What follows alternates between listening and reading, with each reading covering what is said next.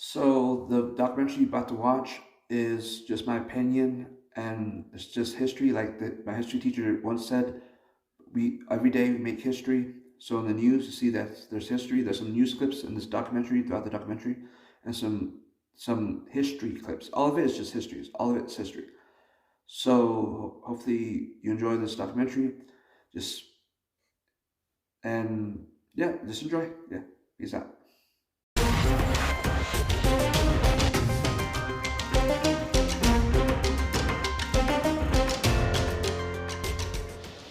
They're constantly monitored by facial recognition cameras that are able to instantly put a face to a name. Now, the Chinese are also ranked, given a mark out of a possible 950 points. A score in the 700s is considered good. Around the 500 mark is not. For now, the number is a sort of bank credit rating, keeping track of everyone's spending habits. I think being ranked is a good thing. A society has to have rules. It forces us to be well behaved. It may seem scary, but it's just like that here. We're used to it, and anyway, we don't have a choice. But in an effort to keep all of its subjects in line, Beijing is taking the system a step further in 2020. It's aggregating data gathered by banks, private companies, and the state to rate if someone's a good or bad citizen. By using the most data possible, the so-called big data, the system will play an important role in rebuilding a moral society. The state will go over every detail of a person's life with a fine-tooth comb. Their financial situation, spending habits, career, even behavior on social media. Criticizing the government online or displaying outward signs of wealth is a no-no. On the other hand, praising the party or giving blood increases your social credit. Xiao Wen Wang is a model citizen. She lives in Nanjing, a testing ground for social ranking. Married with a child, she has a job in a retirement home, no debts, and she wouldn't dream of jaywalking. As a good citizen, I respect the rules of the road. If I didn't, I'd lose points on my social credit. In theory, everything can be taken into account in the social score, even the most innocuous errands like supermarket shopping. When Xiao Wen Wang makes an electronic payment, her purchases tell the state a lot about her. Buying cigarettes would count against her. On the other hand, nappies show she's an attentive mother. Beer could indicate alcoholism. She'd be better off buying water. In this pilot city of 8 million people, there are only 18,000 model citizens. For Xiao Wen Wang, there are perks to be had, such as paying half price for the bus. I get discounts for all public services, even at museums. And the library is free for me, thanks to my score.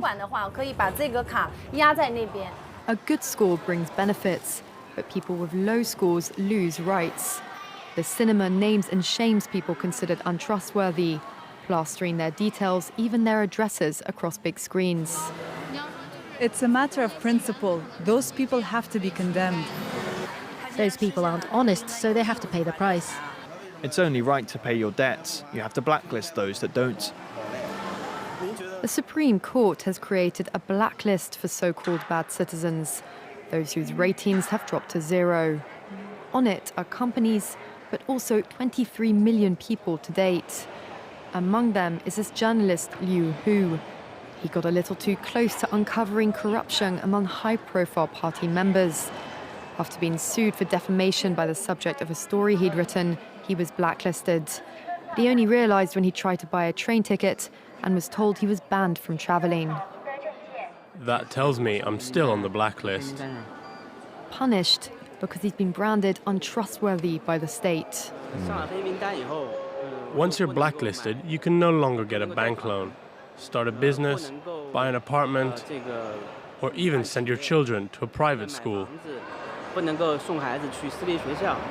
Liu Hu is among a tiny minority of people who have dared to criticize the system, which some are calling a digital dictatorship.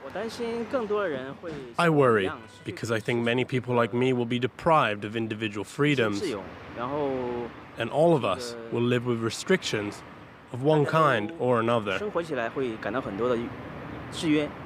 After our meeting, Yu Hu learned that his name had been removed from the blacklist, but he still has a long way to go if he doesn't want to languish at the bottom of the social credit hierarchy. Today about the future of our species and really the future of life. We are probably one of the last generations of Homo sapiens. Within a century or two, Earth will be dominated by entities that are more different from us than we are different from Neanderthals or from chimpanzees. Because in the coming generations, we will learn how to engineer bodies and brains and minds. These will be the main products of the economy, of the 21st century economy. Not textiles and vehicles and weapons, but bodies and brains and minds. Now, how exactly will the future masters of the planet look like? This will be decided by the people who own the data. Those who control the data control the future not just of humanity, but the future of life itself. Because today, data is the most important asset in the world. In ancient times, land was the most important asset. And if too much land became concentrated in too few hands, humanity split into aristocrats and commoners. Then in the modern age, in the last 2 centuries, machinery replaced land as the most important asset. And if too many of the machines became concentrated in too few hands, humanity split into classes, into capitalists and proletariats. Now data is replacing machinery as the most important asset. And if too much of the data becomes concentrated in too few hands, humanity will split not into classes, it will split into species, into different species. Now, why is data so important? It's important because we've reached the point when we can hack not just computers, we can hack human beings and other organisms. There is a lot of talk these days about hacking computers and email accounts and bank accounts and mobile phones, but actually we are gaining the ability to hack human beings. Now, what do you need in order to hack a human being? You need 2 things. You need a lot of computing power, and you need a lot of data, especially biometric data. Not data about what I buy or where I go, but data about what is happening inside my body and inside my brain. Until today, nobody had the necessary computing power and the necessary data to hack humanity. Even if the Soviet KGB or the Spanish Inquisition followed you around everywhere, 24 hours a day, watching everything you do, listening to everything you say, still, they didn't have the computing power and the biological knowledge necessary to make sense of what was happening inside your body and brain and to understand how you feel and what you think and what you want. But this is now changing because of 2 simultaneous revolutions. On the one hand, advances in computer science, and especially the rise of machine learning and AI, are giving us the necessary computing power. And at the same time, advances in biology, and especially in brain science, are giving us the necessary understanding, biological understanding. You can really summarize 150 years of biological research since Charles Darwin in 3 words. Organisms are algorithms. This is the big insight of the modern life sciences, that organisms, whether viruses or bananas or humans, they are really just biochemical algorithms. And we are learning how to decipher these algorithms. Now, when the two revolutions merge, when the infotech revolution merges with the biotech revolution, what you get is the ability to hack human beings. And maybe the most important invention for the merger of infotech and biotech is the biometric sensor that translates biochemical processes in the body and the brain into electronic signals that a computer can store and analyze. And once you have enough such biometric information and enough computing power, you can create algorithms that know me better than I know myself.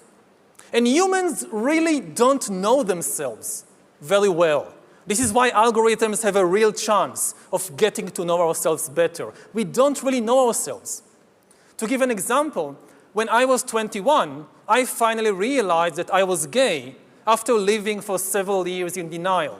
And this is not exceptional. A lot of gay men live in denial for many years. They don't know something very important about themselves. Now imagine the situation in 10 or 20 years when an algorithm can tell any teenager exactly where he or she is on the gay-straight spectrum, and even how malleable this position is.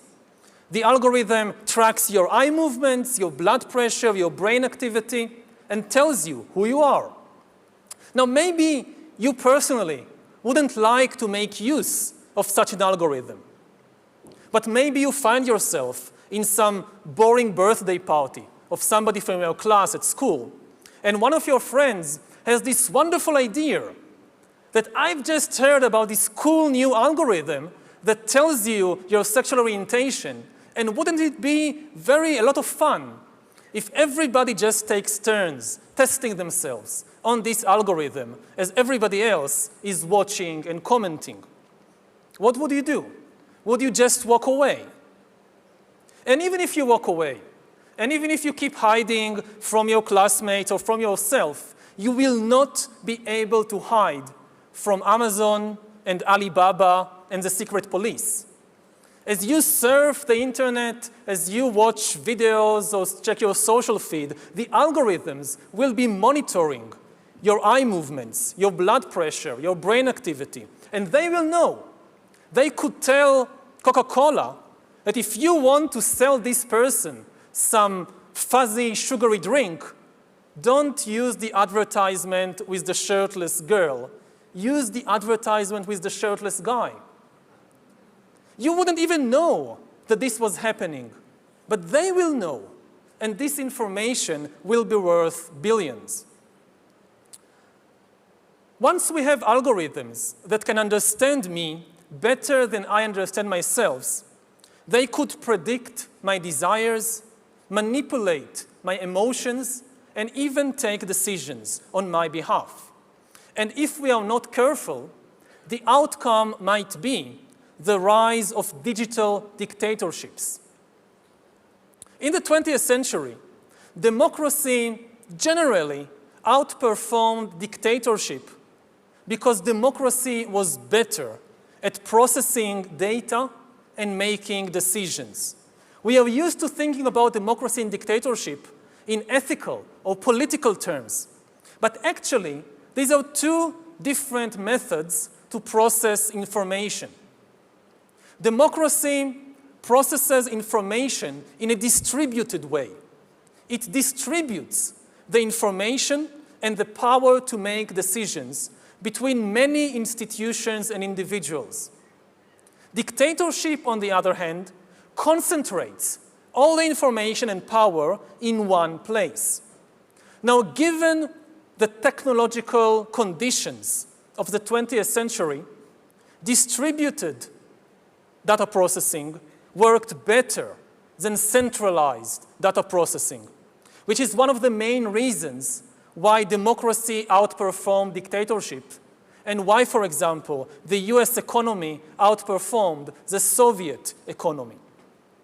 But this is true only under the unique technological conditions of the 20th century.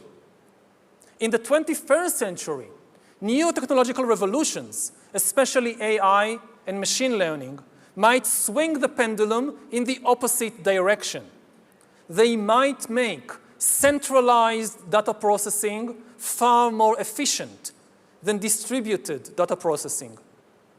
And if democracy cannot adapt to these new conditions, then humans will come to live under the rule of digital dictatorships. And already at present, we are seeing the formation of more and more sophisticated surveillance regimes throughout the world, not just by authoritarian regimes, but also by democratic governments. The US, for example, is building a global surveillance system, while my home country of Israel is trying to build a total surveillance regime in the West Bank. But control of data might enable human elites to do something even more radical than just build digital dictatorships. By hacking organisms, elites may gain the power to re-engineer the future of life itself.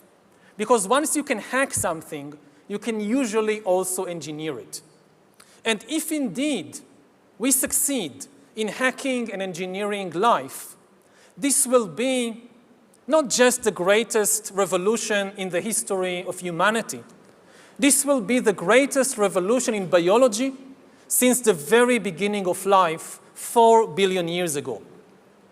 For 4 billion years, nothing fundamental changed in the basic rules of the game of life. All of life, for 4 billion years, dinosaurs, amoebas, tomatoes, humans, all of life was subject to the laws of natural selection and to the laws of organic biochemistry. But this is now about to change. Science is replacing evolution by natural selection with evolution by intelligent design. Not the intelligent design of some god above the clouds, but our intelligent design and the intelligent design of our clouds, the IBM cloud, the Microsoft cloud. These are the new driving forces of evolution. And at the same time, science may enable life, after being confined for 4 billion years to the limited realm of organic compounds, science may enable life to break out into the inorganic realm. So after 4 billion years of organic life shaped by natural selection, we are entering the era of inorganic life shaped by intelligent design. This is why the ownership of data is so important. If we don't regulate it, a tiny elite may come to control not just the future of human societies, but the shape of life forms in the future. So how to regulate the data, the ownership of data? We have had 10,000 years of experience regulating the ownership of land. We have had a few centuries of experience regulating the ownership of industrial machinery. But we don't have much experience in regulating the ownership of data, which is inherently far more difficult because unlike land and unlike machinery, data is everywhere and nowhere at the same time. It can move at the speed of light, and you can create as many copies of it as you want. So does the data about my DNA, my brain, my body, my life, does it belong to me or to some corporation or to the government or perhaps to the human collective? At present, big corporations are holding much of the data, and people are becoming worried about it. But mandating governments to nationalize the data may curb the power of the big corporations only in order to give rise to digital dictatorships. And politicians really, many politicians at least, are like musicians. And the instrument they play on is the human emotional and biochemical system. A politician gives a speech, and there is a wave of fear all over the country.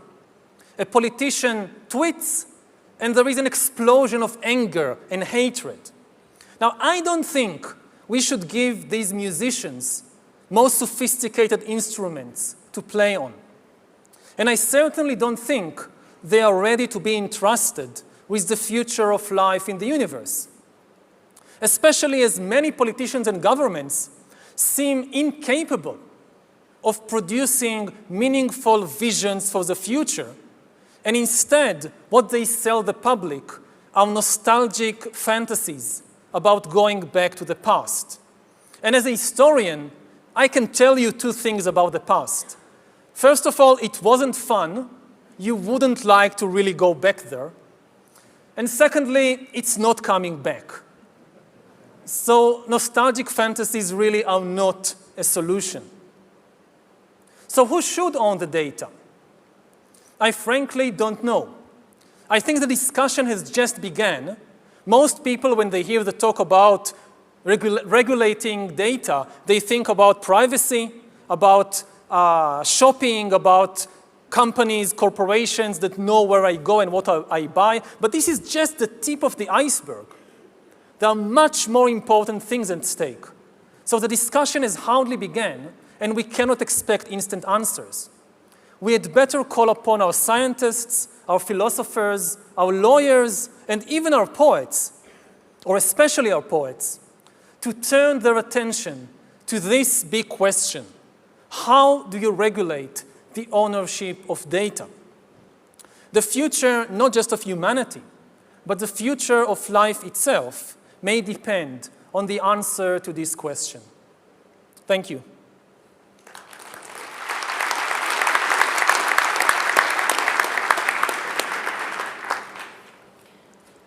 Well, thank you, Professor Harari, for an absolutely brilliant, thought-provoking, and it must be said, somewhat challenging and depressing talk.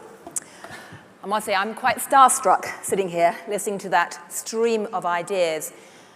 And I'd like to start with a very simple question, which is this. You paint this picture of a future that's quite scary. How soon do you expect that future to be here? Are we talking about 2 years, 20 years, 200 years? I mean, how soon could we be dealing with digital dictatorships? I think that the timescale is decades. I mean, in 200 years, I guess there won't be any sapiens left. There'll be something completely different. 2 years, it's far too soon. So we're talking about a few decades. Nobody knows exactly how many. Right. Now, you're unusual because you actually stood up on that stage and you said, I don't know what the answer is. Okay, that's not something you hear a lot at the World Economic Forum. It's admirably humble. But I'm curious, as you look around the world today, do you see any countries or any groups of people or any academic groups that seem to be having a sensible debate about this? Do you see any reason for encouragement at all?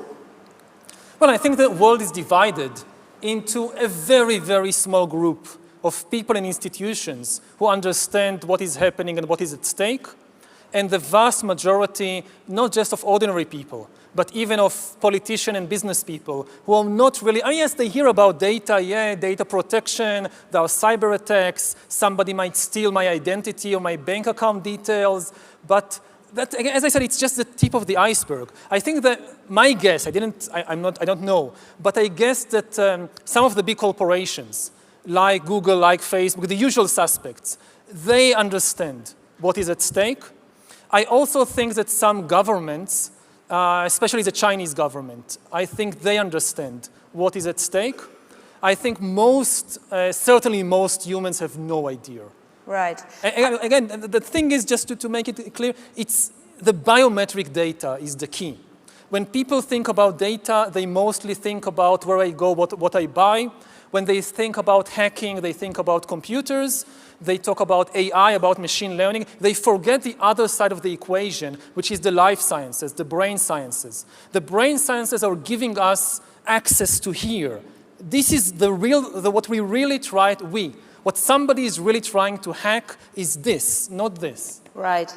I mean, China is interesting because I remember sitting at a table a few years ago in Davos with a senior Chinese official and we were arguing about democracy, and he said, well, you in the West have democracy, we have social media. And the point was that Chinese government is using social media to not just monitor its citizens, but also act as a weather vane to gather information about what's happening in terms of public sentiment and ensure that they stay 1 inch ahead of that to stop any explosions. Do you see China as a place where this type of digital dictatorship is most likely to emerge? Well, I don't know. As I said, as I gave examples, you have cases in the West. And I know maybe best about my own country, that Israel is building a real total surveillance regime in the West Bank, which is something we haven't seen anywhere, almost anywhere in history before, of really trying to follow every place, every individual. And we still haven't crossed the critical watershed of the biometric sensor. Whether it's in the US, in Israel, in China, it's still social media. It's still my mobile phone. It's still where I go, what use I make of my credit card. We still don't really have the technology to go inside, but we are maybe 5 years, 10 years away from having the technology. So maybe to give an extreme example, let's say you live in North Korea, and you have to wear this bracelet, which constantly monitors what is happening inside your body. And you walk into a room, and you see the picture of the dear leader on the wall, and the bracelet can know what is happening to your brain, to your blood pressure, as you see this picture. So this really what is meant by a digital dictatorship. I mean, it makes 1984 sound positively... Child's play. Child's play, yeah. Exactly. You say you don't know what to do about this, but imagine for a moment that you were dictator, be that digital or not. What would you do right now to help humanity deal with this? Would you like to just throw away all of those biometric devices? No, it's absolutely impossible to go back, especially in terms of technology and science. Even if one country or an entire continent is freaked out by the possibilities, and they say, we stop all research in this field, you can't force other countries to do the same. And then you have your own, you have a race to the bottom, unless you have some global agreement on how to deal with this, then no country would like to stay behind in the race. So do you want the scientists to take control? Do you want the United Nations? Do you think the United Nations is capable? As I said, the World Economic Forum? Could all the people here take control of this, do you think? The discussion has just begun. I don't think we should panic. We should just, first of all, be aware that this is what we are facing. And there are many possibilities, also technological possibilities. How, for example, when we talk about regulating ownership of land, we have a very clear picture what it means. Okay, you have a plot, you have a field, you build a fence around, you have a gate, you stand at the gate, and you say, okay, you can come in, you can't. This is my field. Now, what does it mean in terms of the data about my DNA or what's happening in my brain? What's the analogy of the fence and the gate? We just don't understand. So I think we are in an analogous position to where we were with the Industrial Revolution 200 years ago. And you just need time. When you start a discussion, I know this from class, from university, you start a discussion and somebody raises the hand and says, okay, but what should I write in the test? And no, we are not there yet. We should first have a discussion about this. I don't have all the answers. Right. One thing I find fascinating in your description of the digital economy is that it actually involves a picture of society which is not quite the picture that normal economists have. Because most of the digital exchanges today don't actually involve money. People are giving up data in exchange for services. Yeah. And that's something that no economic model can capture right now. And frankly, the legal models can't either in terms of the antitrust. So I'm curious, when you look at this problem, it's not quite economics. It's certainly not just computer science. it's not really any particular discipline. Do you think this means that universities need to rethink how they categorize academics? I mean, who is going to take this overarching view to try and talk about these issues? And I should say, I'm trained as an anthropologist, so I'd love to say the anthropologists, but I'm not waiting on them either. No, hopefully everybody. I mean, I think that today, if you're a computer scientist, you also need to be, to some extent, a philosopher and an anthropologist. It's now part of the business. And I think maybe, again, to try and focus it, you talked about different exchanges in the world. Maybe the most important exchange in this respect will be in healthcare. The big battle over what we today call privacy will be between privacy and health. Do you give access to what is happening inside your body and brain in exchange for far better healthcare? And my guess is that health will win, hands down. People will give up their privacy in exchange for healthcare, and maybe in many places they won't have a choice. I mean, they won't even get insurance if they are unwilling to give access to what is happening inside their bodies. Right. So another big exchange that will not involve money, but still be very, very important. Last quick question, then we must wrap, sadly. When it was all about land control, the elites essentially had feudalism. We called it feudalism in history. Mm-hmm. When it was all about the industrial machines, we had capitalism and Marxism. Have you thought of a word to describe this new world of dataism? Yeah, I try dataism, but I don't know. I mean, words have their own life, and what word catches and what word doesn't, it's really a coincidence. Well, maybe answers on the postcard if anyone in the hall has an idea, or tweet it out, or send him an email, or whatever digital communication you like. But anyway, on behalf of everyone here, I can see from the faces, people are actually not looking at their mobile phones. They're actually looking at you. They are rapt. That is quite an achievement. And thank you very much indeed for both inspiring us and terrifying us. Thank you. Thank you, Gillian. Thank you. The pandemic has radically changed the world as we know it. And the actions we take today as we work to recover will define our generation. Now is the time to think what history would say about this crisis. 2020 has been challenging on a lot of levels, as economic, environmental and societal frailties have been laid bare. But it's also proved that when we need to, we can act rapidly and restructure our lives. The recovery from the pandemic is an opportunity.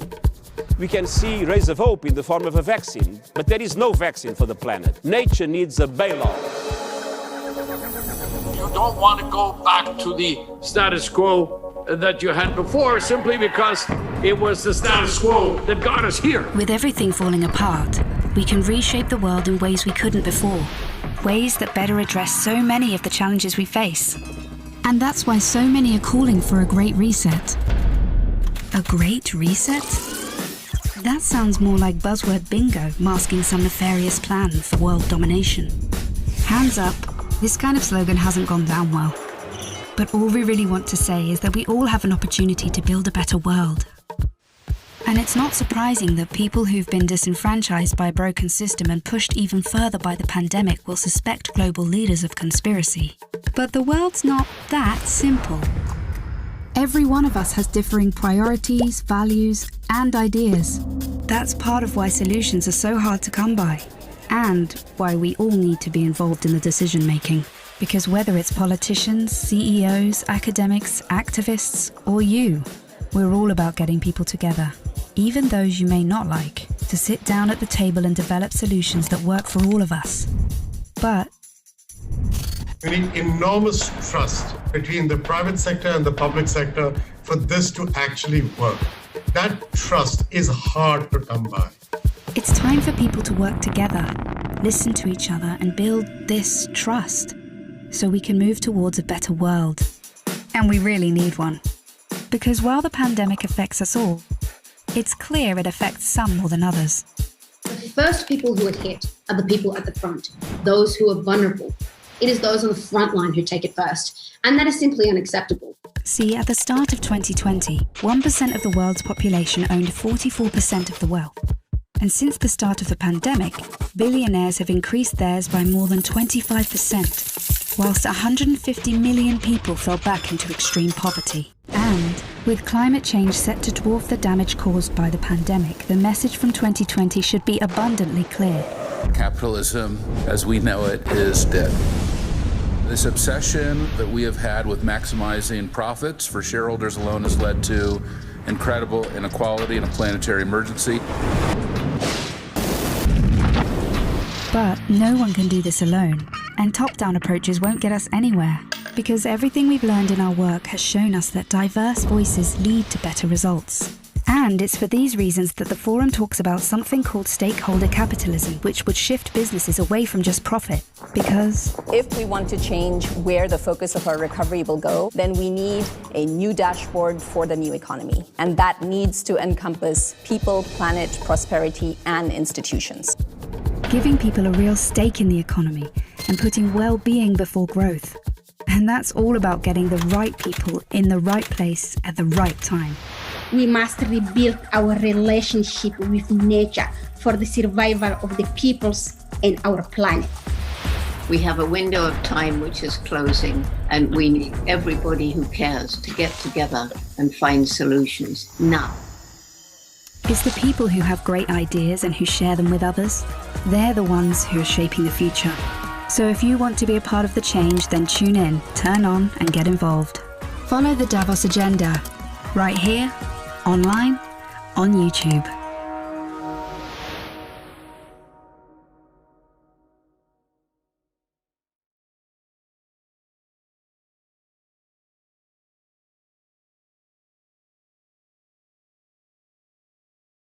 I think that the criticism is helpful. I also think that it might, I think of a lot of things. The first thing I think is that we actually do have an ideological frame. Myself and Alicia in particular are trained organizers.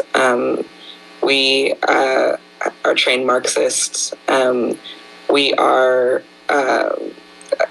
super versed on sort of ideological theories. Apparently, Marxists even want to live in posh LA neighborhoods. As protests broke out across the US in the name of Black Lives Matter movement, the group's co-founder, Patrisse Cullors, went on a real estate shopping spree, purchasing about 4 or 5 properties worth well over $3 million. Most recently, she dropped $1.4 million on a mini compound in LA's Topanga Canyon area, just a short drive from Malibu, and no doubt after this spending, Patrisse is under fire. Responses and then take the next round.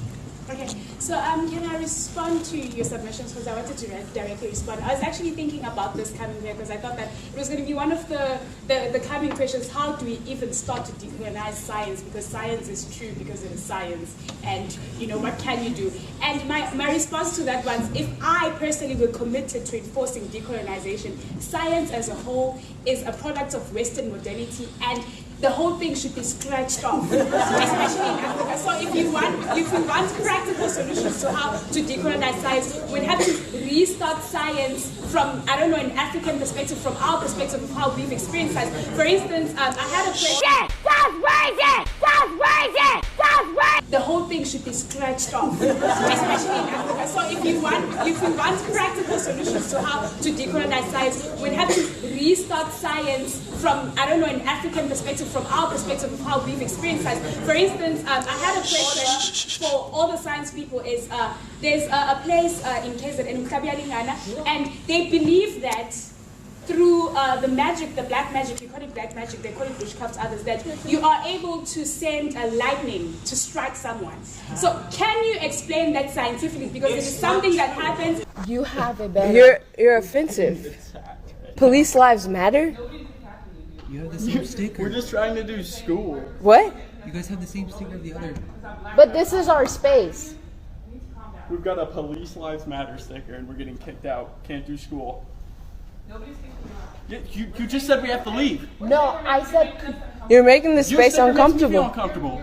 But you're white. Do you understand what a multicultural space? It means you're not being centered. White's not a culture? No. No, it's not a culture. White is not a culture. Say it again to the camera. You think whiteness is a culture?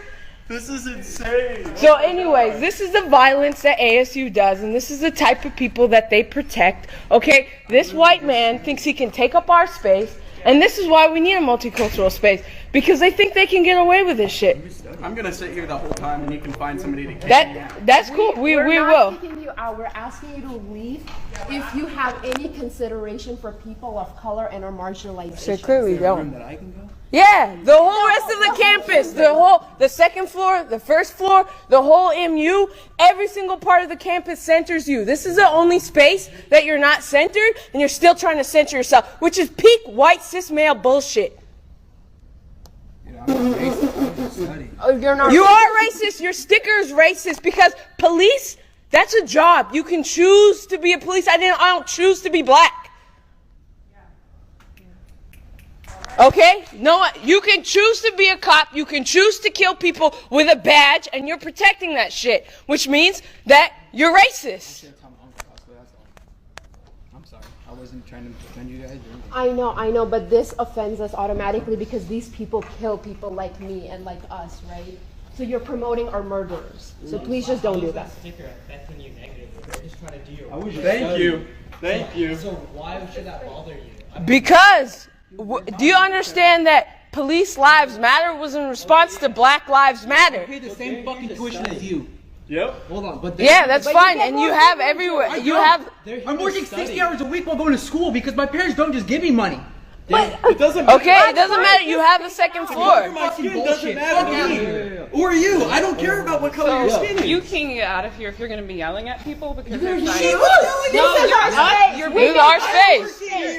We made this fucking space. We have to work for 5 years to make this space. We worked for 5 years for ASU to build a multicultural Yeah, space. this was the like white supremacist like narrative We're about not like police lives matter is saying Yeah, it is. Yes, it is. Yeah, it's affiliated with white nationalists. It is. They're just It is sitting here affiliated to to a lot study, of- and it you is. guys went out of your way to inconvenience. Because this is our space. We fought for this shit for 5 years, since 2016. You have no idea about the labor that was created to create this space and his. So we're saying you're No, we can't. You're violent, dude. You don't have that fucking sticker. We're saying you're Yeah, fuck America, bro. America was created on genocide and slavery. Look at his face. Obviously, never. That is the point. That is always Yeah, and the point is that studying. This is not a space just for studying. This is a space for We're gonna multiculturalism. kill black people. We need to defund and defast in our community. So no, now we're saying. Shut the fuck up. So you're not getting homework done. You're not getting homework done. You guys are gonna be We're not getting homework done. You're making people feel uncomfortable. So can you go? It's just that simple. People are feeling uncomfortable by your sticker. Just like if I had Okay, we're racist. I hate white people thing on. That's the same thing as being as this police lives matter. So you're making people uncomfortable. You can go. Seriously, I was just studying. I pay the same fucking tuition as you. This is this white man telling black people "fuck You you," don't buy this building. cussing out black people. You just proved yourself. I'm an official employee. I don't care where you work for. You can't kick us out of here. I just told you to shut the fuck up because you're making me feel unsafe in this space. There's no such white people. There's no such thing as reverse racism. So have fun thinking that we are the racist ones. There's no such thing. He's not white. He doesn't have to. Just the white. David. No, we're not saying white people have to leave. We never said white people need to go anywhere. We said. Let's go to the dean's office. Go ahead. Go to the dean's office. Go ahead. You can learn about this shit. Go, Karen. You can learn about the history. Go ahead, Karen. Go to the The big black people scared me out. No, we didn't. You bullied us out, but No, you said you feel uncomfortable and you caused the scene. You caused the scene. You are unaware of history, You and are- it's ridiculous. okay. I'm unaware of history. I probably have a further degree than any of you in here. Try PhD. So, anyways, we're here. We had to protect the space because ASU wasn't. And you know, like we fought for this space. It was years of organizing, and we're not gonna just let some white supremacists change that.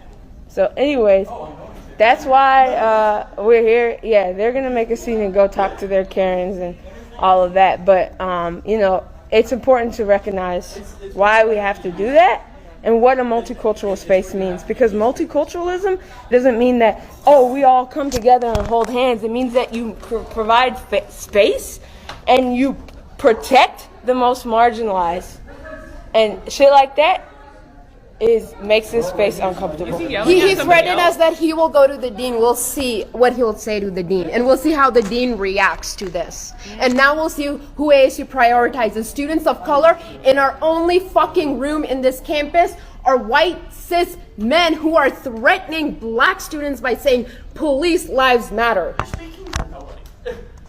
That doesn't matter. Can you leave? No. Okay, you don't want to leave? That's fine. Perfect. Yeah. I'm not. Cool, stay there then. And we're saying this is a multicultural space. You're making us uncomfortable, and you're saying you don't want to go. What? You're saying you don't want to go. But you're just saying you're not a minority culture. We're saying What's your culture, bro? Yeah, tell us about your culture. What's white culture? Stealing things from people? Colonization, co-optation, theft, occupation. It's like one of the most un-racist countries. Oh my God! He just said America's one of the most un-racist countries, and this is what we mean about who are you centering? Who are you centering? To black people in the times of racism. Don't speak my name. You don't even. There's no difference in what you do bullying me in leaving this place than what happened in the times of racism. We didn't bully you. We asked you to leave. You guys can't. I can't even do my school. You came over here and said that I'm offending. Bro, you can do your schoolwork anywhere in the building. Just not here. That's all. Right. I didn't notice. I just. I know. There's something we can agree on, though. But yeah, something we can agree on, but probably for different reasons. Anyways, another day of trying to defend this space. You feel better by making your group less diverse. Doesn't make sense. Oh wow. Okay, so diversity is about including more white people. Oh yeah, diversity is now about including white men. Okay, you have the whole campus. Honey, you have the whole campus. Intellectuals. That's a terrific generalization. It's like calling people eggheads and so forth. Professors of humanities and liberal arts, social sciences at our leading colleges and universities. But they cover professors of philosophy, economics, etc. They cover a tremendous range of thought. No, they do not, sir. I have to disagree with you. They cover allegedly a tremendous range of thought, but there are two essentials that run in various forms through the dominant establishment viewpoint, which are the two essentials that prepared the Germans for Hitler. Okay, what are what? In a word apiece, I have a chapter each on them in the book. Unreason and self-sacrifice. By unreason, I mean the rejection of logic, the idea that you should go instead by instinct, intuition, revelation, emotion. If so, of course, you're ripe for a dictator to stir up an emotional frenzy. You've thrown away your weapon of challenging and answering him. Okay, That's one point. Can you give us an example of sure. of a train of thought that university follows? producing that as an example? Absolutely. You take the typical college undergraduate, comes out. He's had 4 years in which he's been battered with the idea. There are no absolutes. Nothing is certain but death and taxes. What's true for you isn't true for me. Who can know anything? He has lost confidence in his own mind and judgment. He doesn't know where he's going. He doesn't believe he can figure out any answers. And so a lot of them give up ideas. A lot of them become authoritarian and just obey society. Some of them jump into another ominous parallel, the mystic cults, the Hare Krishnas, the Moonies, and so on, which are very parallel to Germany in the 20s. But they don't attract. And they follow a guru who tells them what to do. Okay, but they're sensational. But I think it's encouraging to note that they don't attract, the vast majority of the people. No, they certainly don't, but I think it's an ominous sign that they attract more and more, and as many as they do. That's just one example. There are many others. There's a much wider example of the despair of the younger generation in drug addiction, which also had a parallel to Germany in the 20s and was absolutely not true when I was growing up. There are all sorts of parallels indicating this anti-reason attitude inculcated into people. Okay. The other parallel you were talking about. The other central idea is the concept of self-sacrifice. The idea that the justification of your life is service to others. That you are nothing, you're just a pawn of the community and you should live to serve it. If so, you're ripe for the dictator to come and say, I'm the voice of society and here's what you have to do. That's what they did to the Germans, and that is what the colleges are pumping into these kids. And yet, okay, I'm going to disagree with you there, because I'm having gone to college not too long ago myself, one of the things that we were taught was the integrity of your own mind and thought, and that was why what was true for you might not be true for someone else, that you could think for yourself, that academic freedom was very important, and that your ideas mattered. Well, if you were taught that, that's good. It depends how it was defined. Academic freedom is, of course, a big thing the colleges demand, but it's a hypocrisy, because they claim that they represent all different views, but they don't. They have a party line. So they tell you think for yourself, but you have a choice of variations of the same thing. You should sacrifice yourself for the nation. You should sacrifice yourself for the poor. You should sacrifice yourself for the minorities. You should sacrifice yourself for humanity.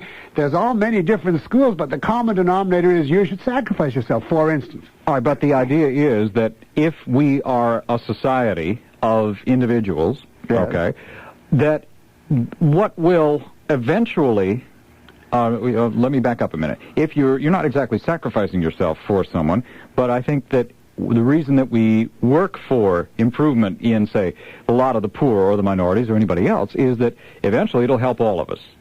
Well, I believe that the way to improve anybody's condition is to have a free country. That's what this country was founded on. The idea of individual rights, capitalism, laissez-faire capitalism, get the government out of the economy, leave the productive man free, and that will produce the highest standard of living. Do you think that the government... I do not believe in welfare legislation. I don't believe in government handouts to any group, whether businessmen, the poor, the minorities, or you name it. Do you think the government... Big government is the greatest obvious similarity to what was happening in Germany. The constant growth of government, whichever party gets in, Republican or Democrat, liberal or conservative. Do you think that the government got involved in, say, the business world or in other aspects of our lives because of failings or because of problems that we were having that no one else could solve, or did it get in on its own initiative? It got in because of philosophy. The so-called problems that capitalism caused in the 19th century were not caused by capitalism, but by government intervention in the economy. The pattern is first government intervenes and causes a problem, and then it demands more government to solve the problem, and so on and so on. And the root of it, well, for instance, monopolies. Monopolies are made possible by government intervention, by government franchises, which prohibit competition, by government subsidies, which make it impossible to compete, by massive taxes, which make it impossible for people to accumulate capital to compete. First, the government then creates monopolies, and then it says we have to have an antitrust commission in order to prevent monopolies. This is typical of 15 different evils alleged against capitalism, and the solution is to get the government out. But the problem is all our allegedly warring groups want more government. It's obvious that the liberals want more economic controls and so on. But President Reagan and the Moral Majority Committee, they say this is wrong. They're anti-liberal, and they have a whole constellation of moral and intellectual controls to be legislated by the federal government, which they want, you know, from the prohibition of abortion, government censorship of literature for so-called obscenity, government telling us how biology should be taught, etc., etc., prayer in the schools to be legislated. One side says the solution to our problems is more government. The other side says this is wrong. The solution is more government. Hitler had the same groups in Germany, and he said, you're both right. Let's have total government. All right. Now, that's a general view, okay. But you have to remember, first of all, that the philosophies, even if I grant for a moment that what you're saying is okay, the ground, the training ground for all of this, America, is a whole lot different. And the people are different. Absolutely. Our traditions are different. Wonderful. From Nazi Germany. I'm not sure that now, the parallels can be drawn that closely. From Nazi Germany. This is the greatest country in history. Yeah. Pre-Nazi If Germany. it was up to the people in this country, I would have no worries at all. Not any, because they still uphold the heritage of the Founding Fathers. Basically, they're pro-common sense, which is a form of reason. They're pro the pursuit of their own happiness, and they're against big government. But the problem is, I do not think the people of any country determine the future. The future is determined by ideas, which means by the universities and the intellectuals, and the people are given no choice. But all the politicians and all the professors, basically the influential ones, agree. So no matter how much the people haven't approved of the trend for the last 40 years, they can't do anything. But they haven't. The politicians and the professors and so forth have not really. If you look at for instance, the 1972 election, George McGovern. Right. All right. The idea, the popular idea then was that he was the prairie populist and so forth. Yet it was the professors, the intellectuals, and all of that, or a lot of them, who backed George McGovern. He went down to a tremendous defeat, one of the worst in history. Very against the New Left, so they got Richard Nixon, who did absolutely nothing whatever to counter the trend and made a shambles and a disgrace of the alternative, and introduced the first wage and price controls in peacetime. So when they turn to somebody else, they get exactly the same thing over. Okay, how would you keep, very quickly, we're running out of time here, how would you keep the government off the back of someone? Who's going to do that? I would, first of all, you have to change the philosophy. You have to have one out of 100 professors preaching reason and capitalism. That's what I would say. If the universities would allow for every 100 advocates of unreason and socialism, one to take a pro-American viewpoint, I wouldn't worry. Well, America is defined by, your definition of America might be different from... Well, I have a chapter in the Ominous Parallel saying what I think this country was founded on and documented from Jefferson and Madison and so on. And it's basically what I've been saying, reason and selfishness, the pursuit of your own happiness and therefore a free country. But that is not taught, that is vilified at our universities. Ominous Parallels is the name of the book, and obviously there's a lot more to it than we've been able to cover. Leonard Peikoff is the man who has written it. Dr. Peikoff, this has been fun. We're going to have to come back and cross swords again. I enjoyed it. Okay, thanks a lot. 128. Parents across the country are fighting back against critical race theory.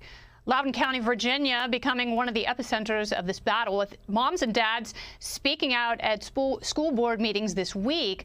But the White House is brushing aside their concerns. I don't think we believe that educating the youth and the future leaders of the country on systemic racism is indoctrination. That's actually responsible.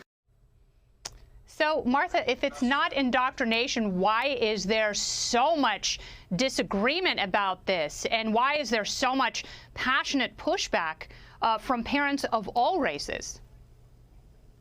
It all stems from the 1619 Project, which started in the New York Times, which put out a theory that 1619 is the actual foundation and origination of the United States of America, and that it should not be looked at as 1776. And a lot of this has made its way to the White House in terms of grants and the money that they would give to different educational institutions across the country. They'd be more favored if they are teaching this. So people have started to figure out what is in these documents. I actually spent part of today looking at curriculums that involve critical race theory, which include the ideas that if you are white and you think or say that you are not racist, it essentially signifies that you are racist, you are just not aware of it.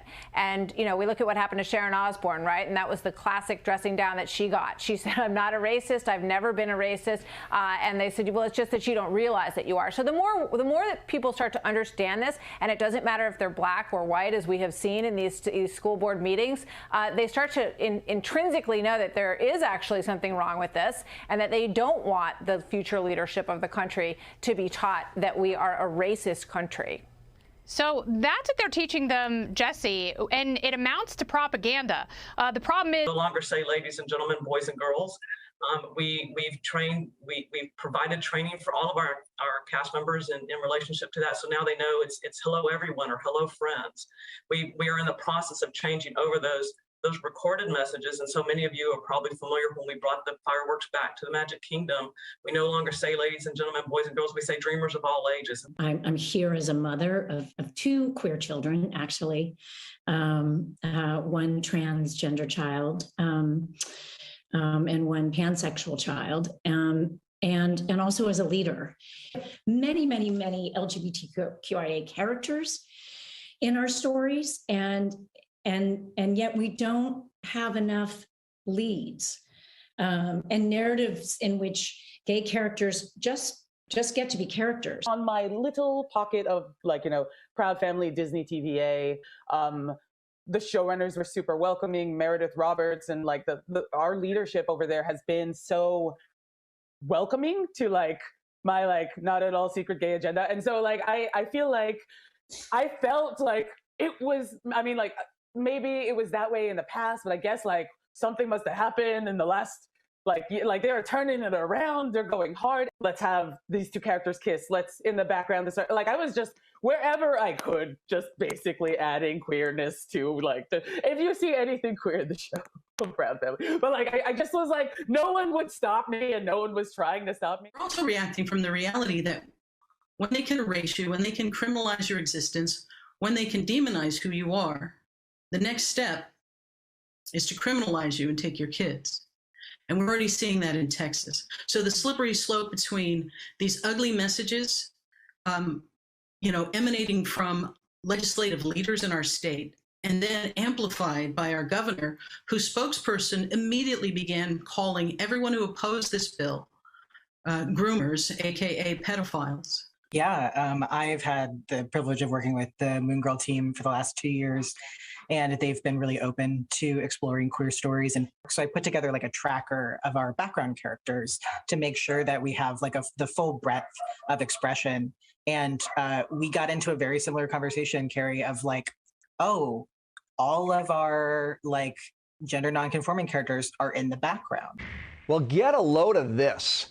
A Fairfax County public high school in Virginia under fire for demanding students participate in, quote, privilege bingo. These so-called privileges include being white, heterosexual, Christian, feeling safe around police officers, and coming from a military family. Well, one veteran parent is speaking out. Listen. My kids, for most of their lives, had never had a blood relative that wasn't a parent at a birthday, at a Christmas, at a Thanksgiving, because we lived 1,500 miles from the nearest relative. And to look at them and to say that they're privileged because their military family is absolutely unacceptable. Well, Fairfax County Public Schools releasing a statement later saying, quote, FCPS recognizes and honors the experiences of all our families, including those in service to our country in the military. We have revised this activity. We apologize for any offense it may have unintentionally caused. Well, here now with reaction is Nicole Neely, Parents Defending Education founder and Speech First president. Nicole, thanks for joining us. I want to start by just getting your reaction to that father speaking out on behalf of his kids being called privileged because their family served this country in the military. Your thoughts? My heart breaks for him. I actually went to Arlington Cemetery today to visit my brother. We don't feel very privileged. Neither do families that have to send a loved one overseas, put them in harm's way. Let's think about the military suicide rates compared to the general population. It is disgusting that a public school system would put this in their approved curriculum. Remember, this is approved. And so we have filed public records requests to figure out who approved the curriculum and what else is in that, because this raises more questions than the school has answered. All right, Nicole, dig into that for me for just a second, because I think this is the whole issue. You have these things pop up like privilege bingo, which how in the world does that even get into a school? But the answer is it's part of a curriculum. Some group of bureaucrats in that system approved a curriculum that creates the doorway for that to come in. How do you